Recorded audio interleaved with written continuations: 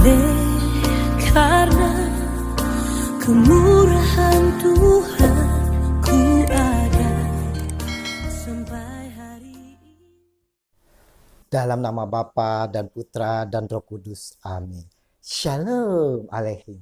Berjumpa lagi dengan saya pada perenungan hari ini, tanggal 12 Desember 2020. Melayani penuh kerendahan hati.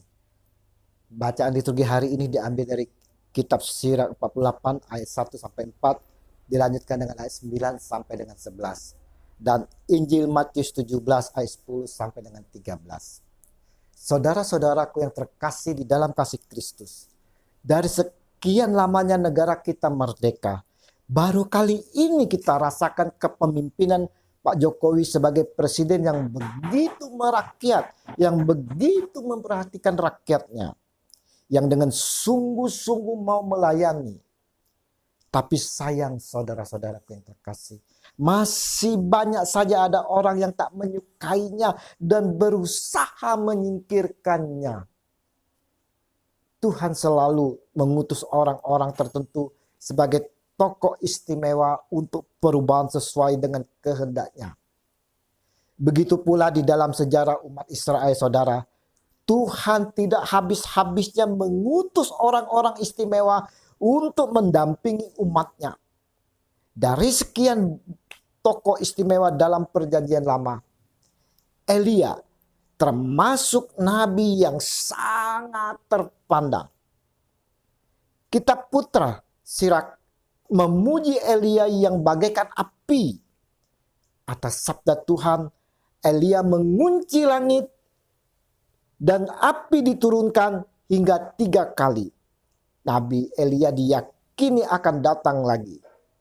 Kedatangannya itulah tanda bahwa Sang Mesias segera tiba.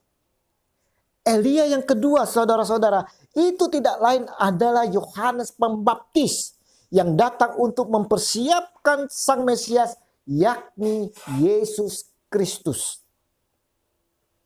Saudara-saudaraku, Tuhan Yesus yang kita imani sebagai Sang Juru Selamat sesungguhnya telah hadir, telah datang. Kita selalu menyambut Dia di dalam perayaan Ekaristi setiap minggu, bahkan setiap hari. Pertanyaannya saudara-saudara yang terkasih, bagaimanakah kita persiapkan hati kita saat menyambut Dia? Secara khusus, saudara-saudara, di masa Advent ini, persiapan apakah yang telah kita lakukan? Kalau Elia pada masanya memperingati bangsanya yang bebal sampai kelaparan didatangkannya atas mereka dan jumlah mereka dijadikannya sedikit berkat semangatnya. Sirach 48 ayat 2. Sedangkan saudara-saudara, Yohanes Pembaptis yang mempersiapkan jalan bagi Tuhan dan menyerukan kepada semua orang untuk bertobat. Nah, apa yang dapat kita lakukan terhadap diri kita, juga untuk sesama kita di dalam mempersiapkan kedatangan Tuhan Yesus ini, saudara?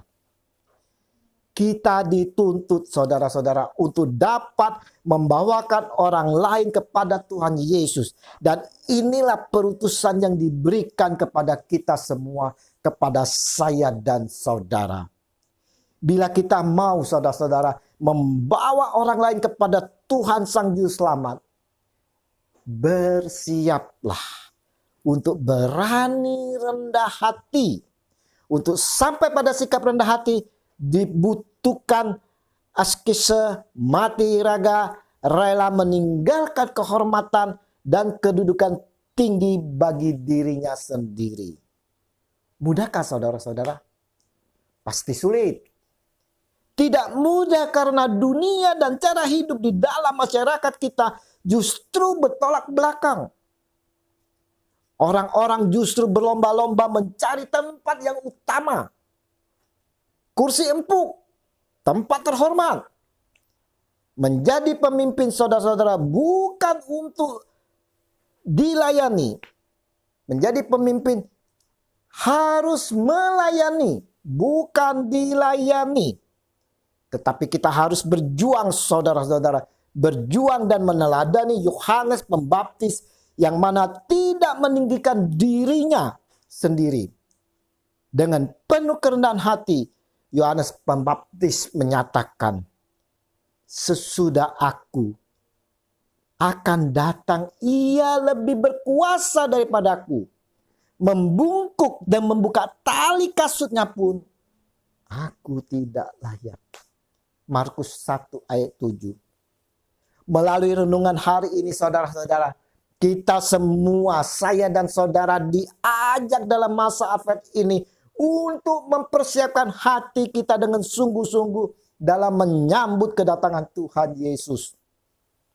Kita juga diajak saudara-saudara untuk mewartakan kedatangan Tuhan Yesus kepada sesama dengan penuh kerendahan hati.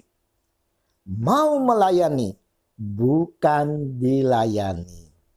Semoga dengan semangat rendah hati yang kita usahakan selama masa Advent ini, kita semakin dimampukan membawa banyak orang menuju Tuhan, mampu membawa orang untuk mendapatkan kedamaian, kebahagiaan sejati, hidup tentram di dalam Tuhan Yesus.